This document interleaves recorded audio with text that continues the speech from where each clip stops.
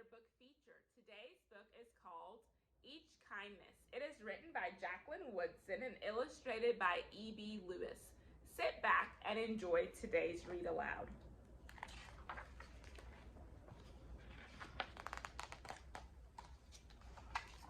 That winter, snow fell on everything, turning the world a brilliant white.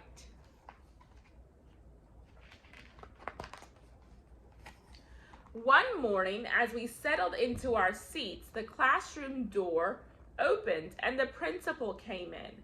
She had a girl with her and she said to us, "This is Maya." Maya looked down at the floor. I think I heard her whisper, "Hello." We all stared at her. Her coat was open and the clothes beneath it looked old and ragged. Her shoes were spring shoes, not meant for the snow. A strap on one of them had broken. Our teacher, Miss Albert, said, "Say good morning to our new student," but most of us were silent. The only empty seat was next to me. That's where our teacher put Maya. And on the first day, Maya turned to me and smiled, but I didn't smile back. I moved my chair myself and my books a little farther away from her. When she looked my way, I turned to the window and stared out at the snow. And every day after that, when Maya came into the classroom, I looked away and I didn't smile back. My best friends that year were Kendra and Sophie. At lunchtime, we walked around the schoolyard, our fingers laced together, whispering secrets into each other's ears. One day, while we were near the slide, Maya came over to us. She held open her hand to show us the shiny jacks and tiny red balls she'd gotten for her birthday. "It's a high bouncer," she said, but none of us wanted to play. So Maya played a game against herself.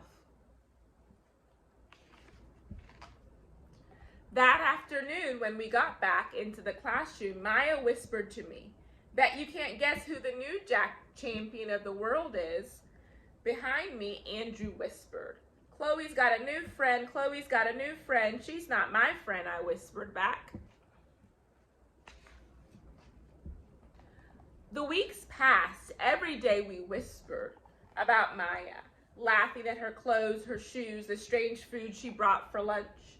Some days Maya held out her hand to show us what she had brought to school.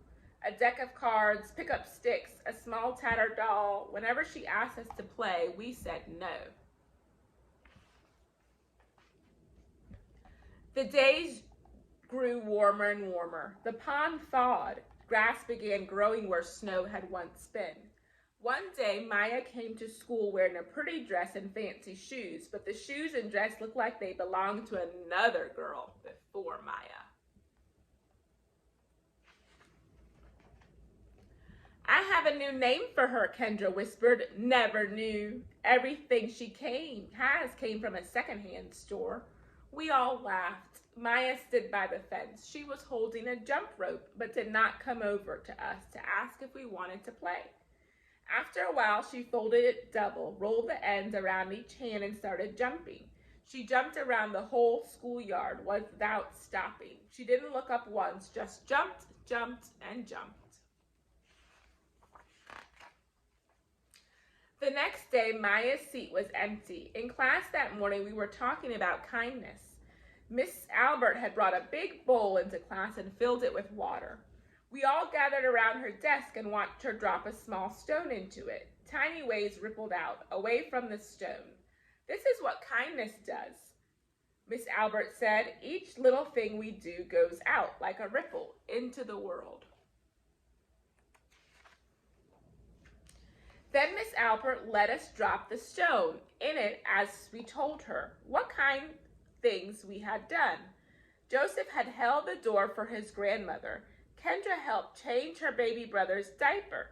Even mean old Andrew had done something. "I carried teacher's books up the stairs," he said, and Miss Albert said it was true. I stood there holding Miss Albert's rock in my hand, silent. "Every small thing counts," Miss Albert said gently, but I couldn't think of anything and passed the stone on. Maya didn't come to school the next day or the day after that. Each morning I walked to school slowly, hoping this would be the day Maya returned. And she'd look at me and smile. I promised myself this would be the day I smiled back.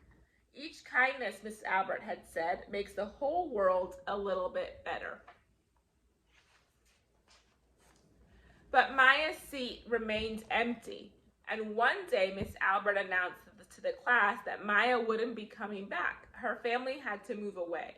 Miss Albert said, then she told us to take out our books, our notebooks. It was time for spelling.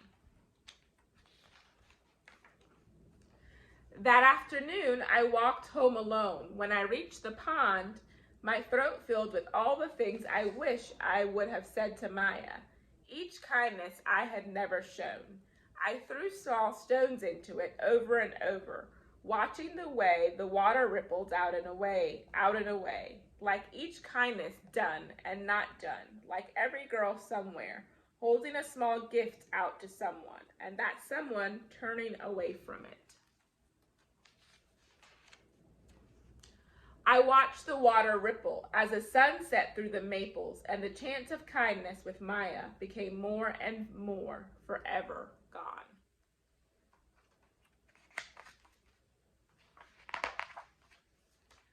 The end. This is a story that we can think critically about, boys and girls. What is the message that Jacqueline Woodson, African-American author, is trying to teach you in this story, Each Kindness? What is the setting of the story? What season was it at the beginning of the story? What season was it at the end of the story? How did the children feel when Maya, the new girl, came to the class?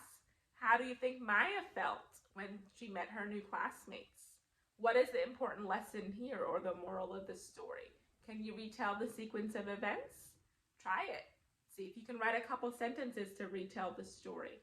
All right, boys and girls, until next time, bye from Miss Anderson.